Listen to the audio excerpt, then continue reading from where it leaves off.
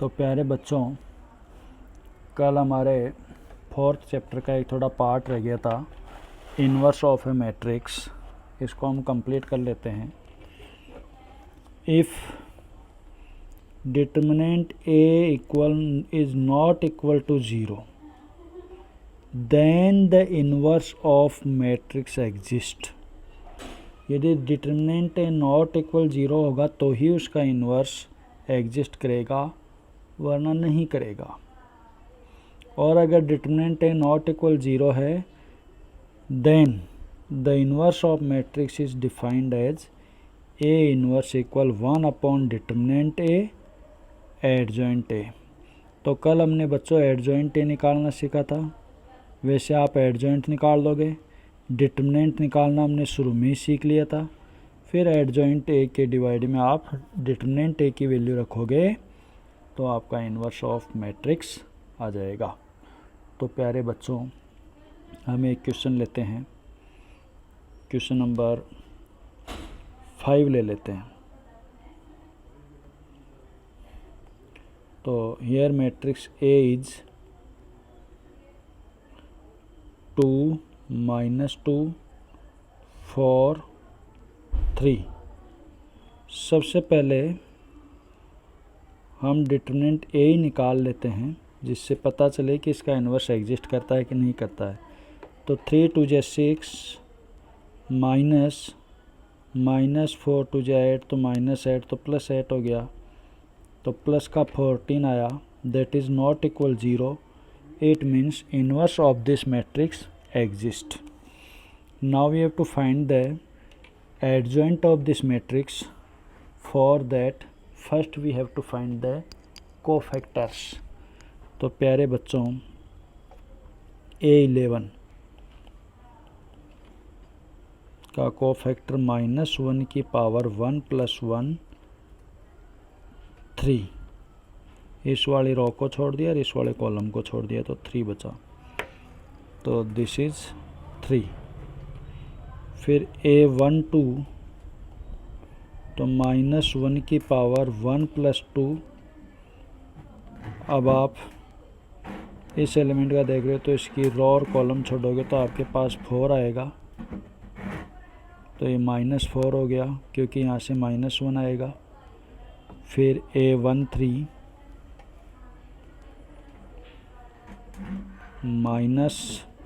A13 की जगह 21, क्योंकि ये 2 × 2 की है ना बच्चों। तो यहाँ ये A1 ये A11 ये A12 ये 2 A21 तो -1 की पावर 2 + 1। इस एलिमेंट का डिटर्मिनेंट वो आ जाएगा -2। तो ये बन गया बच्चों प्लस का 2, क्योंकि ये भी माइनस और ये भी माइनस। अब A22 -1 की पावर 2 + 2 तो ये 2 ये भी 2। तो प्यारे बच्चों, एडजॉइंट ए हो जाएगा A11 A12 A21 A22 का ट्रांसपोज। तो 3 -4 2 2 का ट्रांसपोज। तो ये हो गया 3 -4 2 2। तो अब हमें निकालना है ए इन्वर्स, और ए इन्वर्स का फॉर्मूला है 1 upon determinant A adjoint A. तो 1 अपॉन डिटर्मिनेंट ए की वैल्यू आई हमारे पास 14 और एडजॉइंट ए हमारे पास है 3 2 -4 2। ये आपका ए इन्वर्स आ गया प्यारे बच्चों। अब अगर आप इसका डायरेक्ट ही निकालना चाहो इतनी मेहनत किए बगैर, तो मैं डायरेक्ट निकालना सिखा देता हूँ। लेकिन एक चीज़ तो उसमें ये ध्यान रखना कि ये मेथड सिर्फ 2 × 2 ऑर्डर की डिटरमिनेंट पर ही लागू होगा, मैट्रिक्स पर ही लागू होगा, 3×3 वाले पर लागू नहीं होगा वो। और दूसरी चीज़ ये ध्यान रखना कि अगर हमें सिर्फ ए इन्वर्स ही पूछा है क्वेश्चन में तो आपको पूरा सॉल्व करना पड़ेगा, आप शॉर्ट मैट्रिक नहीं लगा सकते क्योंकि फिर मार्क्स नहीं मिलेंगे। और कुछ और पूछा है और आपको ए इन्वर्स की ज़रूरत पड़ रही है तो आप शॉर्ट ट्रिक लगा सकते हो। तो शॉर्ट ट्रिक बच्चों यहाँ पर ये है कि आपने ये देखा, इसका हमने क्या निकाला, इन्वर्स। उसमें आप देखो तो इन दोनों एलिमेंट की तो जगह बदल दी, यानी 3 तो आ गया यहाँ पर और 2 आ गया यहाँ पर। देखो 3 यहाँ पर आ गया, 2 यहाँ पर आ गया। और ये जो दोनों एलिमेंट थे इनके सिर्फ साइन चेंज कर दिए। पहले यहाँ -2 के पास था और अब देखो यहाँ -4 के पास आ गया। तो आप डायरेक्ट इस तरीके से, और बाहर डिटरमिनेंट ऐसे तो डिवाइड करना ही पड़ेगा, वो ध्यान रखना आप। तो अब देखो मैं आपको 6th क्वेश्चन का डायरेक्ट निकाल के बताता हूँ। सबसे पहली चीज़ तो हमें वहाँ से डिटरमिनेंट ए की ज़रूरत पड़ेगी 6th क्वेश्चन में, ध्यान दो बच्चों। तो 2 - 1 दिया -2 और फिर 3 15 -15 तो +15 हो गया, तो ये प्लस का 13 आया। तो ए इन्वर्स में 1/13 तो आएगा ही, और एडजॉइंट ए डायरेक्ट आपका निकल जाएगा। इन दोनों एलिमेंट की तो जगह बदल दोगे, 2 यहाँ आ जाएगा, -1 यहाँ आ जाएगा, और इन दोनों एलिमेंट के सिर्फ साइन चेंज करोगे, माइनस यहाँ आ जाएगा और यहाँ से हट जाएगा। इस प्रकार ये डायरेक्ट इसका इन्वर्स हो गया। लेकिन ये जो मेथड है बच्चों सिर्फ 2×2 ऑर्डर की मैट्रिक्स पर ही एप्लीकेबल होता है। तो आगे चलते हैं बच्चों, अब हम 3×3 वाले पर। मेथड तो आपके समझ में आ ही गया होगा, 7 8 9 10 में से कोई सा एक करना है। तो मैं 9वां बता देता हूँ प्यारे बच्चों। मैट्रिक्स ए हमारे पास है 2 1 3 4 -1 0 -7 2 1। अगर आप इसका सबसे पहले डिटरमिनेंट ए निकाल लो तो ये तो पता लगे कि इसका इन्वर्स होगा भी कि नहीं होगा। तो 2 के रिस्पेक्ट में इसको ओपन किया तो -1, फिर ये 0 हो गया। फिर 1 के रिस्पेक्ट में ओपन किया तो 4 और ये भी 0 हो गया। फिर 3 के रिस्पेक्ट में ओपन किया तो 8 -7 हो गया। तो ये -2, ये -4 और ये +3, 4 2 6 में से 3 गया तो -3, जो कि नॉट इक्वल 0 है। इसका मतलब इसका इन्वर्स एग्जिस्ट करता है। अब हम इसका एडजॉइंट निकाल लेते हैं बच्चों। एडजॉइंट के लिए A11 कोफैक्टर्स निकालने पड़ेंगे पहले। तो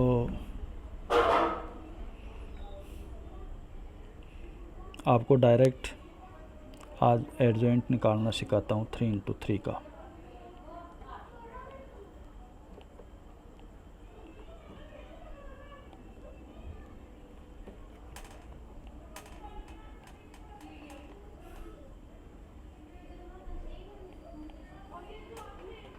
एडजॉइंट ए,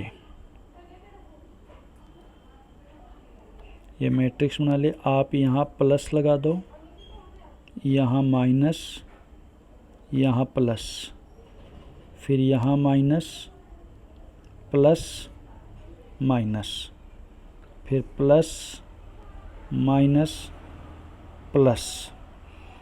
अब आपको पता है एडजॉइंट में हमें ट्रांसपोज भी निकालना पड़ता है, तो ट्रांसपोज भी डायरेक्ट निकल जाएगा। कैसे निकलेगा? हम एडजॉइंट तो निकालेंगे ऐसे, रो के सापेक्स, और उनको लिखेंगे कॉलम में, तो वो ऑटोमेटिकली उसका ट्रांसपोज भी निकल जाएगा। तो सबसे पहले 2 का कोफैक्टर निकाला, -1 आया, और यहाँ प्लस लगा हुआ है तो प्लस और माइनस को इंटू करेंगे तो ये क्या हो जाएगा, -1 हो गया। अब इसके रेस्पेक्ट में करेंगे 2 का निकालेंगे तो 2 की रो गई, कॉलम गया तो 4 आया, ये 0 हो गया। तो ये 4 हमने प्लस का 4 आया और यहाँ माइनस था तो प्लस और माइनस माइनस हो गए।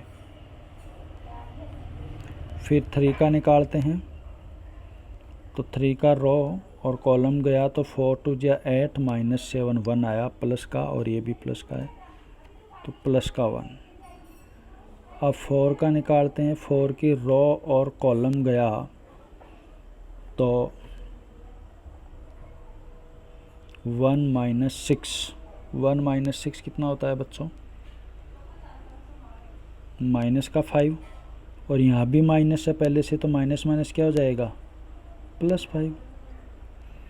अब -1 का निकालते हैं तो -1 वाली रो गई, कॉलम गया तो 2 + 21 23 हो गया। फिर 0 का निकाल रहे हैं तो 0 वाली रो और कॉलम गया तो 2 2 जा 4 +7 तो 11 हो गया। फिर 7 का निकालते हैं, 7 की रो और कॉलम को अगर छोड़ते हैं तो 0 प्लस का 3 आया तो ये प्लस का 3 लिख दिया। अब 2 का निकालते हैं, 2 की रो गई, 2 का कॉलम गया तो 0 -12 आया, -12 आया, पहले से भी यहाँ माइनस बेटा है तो माइनस माइनस +12। अब 1 का निकालते हैं, 1 की रो गई, कॉलम गया तो -1 और -2 और -4 -6 हो गया, और यहाँ ऑलरेडी प्लस है तो प्लस और माइनस इंटू होके क्या हो जाता है, माइनस। तो वो कितना आया था, 6। ये डायरेक्ट इसका एडजॉइंट निकल गया बच्चों। इस तरीके से अब आप थोड़े फास्ट बनो, डायरेक्ट एडजॉइंट निकालना सीखो। ये एडजॉइंट हो गया। अब हमें इसका इन्वर्स पूछा था, और ए इन्वर्स का फॉर्मूला प्यारे बच्चों आप जानते हो, 1/डिटरमिनेंट ए एडजॉइंट ए।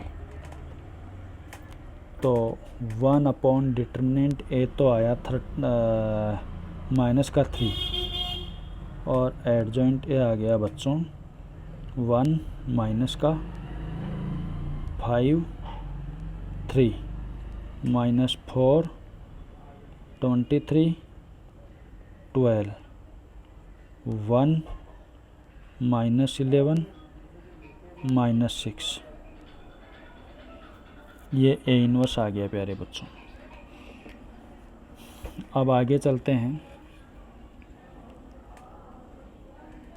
क्वेश्चन नंबर 13 पर।